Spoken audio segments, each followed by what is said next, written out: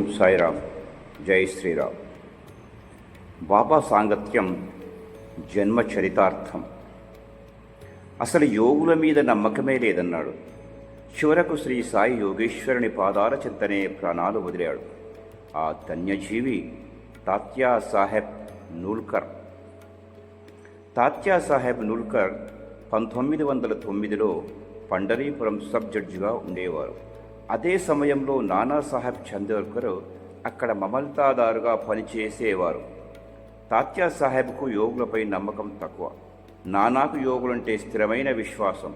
ఎన్నోసార్లు నానా తాత్యాకు సాయీశ్వరుని లీలను చెప్పి షిరిడీ వెళ్ళాలని బలవంతం చేసేవారు. చివరకు తాత్యా 2 షరతులపై షిరిడీ వెళ్ళడానికి ఒప్పుకున్నాడు. ఒకటి, చక్కని వంట బ్రాహ్మణుడు దొరకాలి. 2, షిరిడీలో అందరికీ పంచేందుకు నాగపూర్ కమలా ఫలాలు దొరకాలి. ఈ 2 ఒకదాని వెంట ఒకటి కుదిరాయి. దీంతో తాత్యా షిరిడీకి వెళ్ళాడు. మొదట తాత్యాపై బాబా కోపగించారు.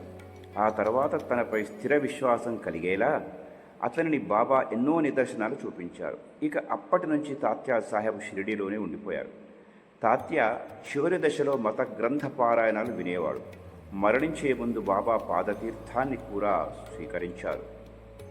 తాత్యా మరణ వార్త వినగానే బాబా, అయ్యో, తాత్యా మనకంటే ముందే వెళ్ళిపోయాడు, అతనికి పునర్జన్మ లేదు అన్నారు.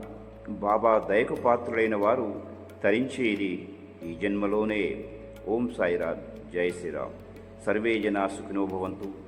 సర్వం శ్రీ సాయినాథార్పణమస్తు. శుభం భవతు.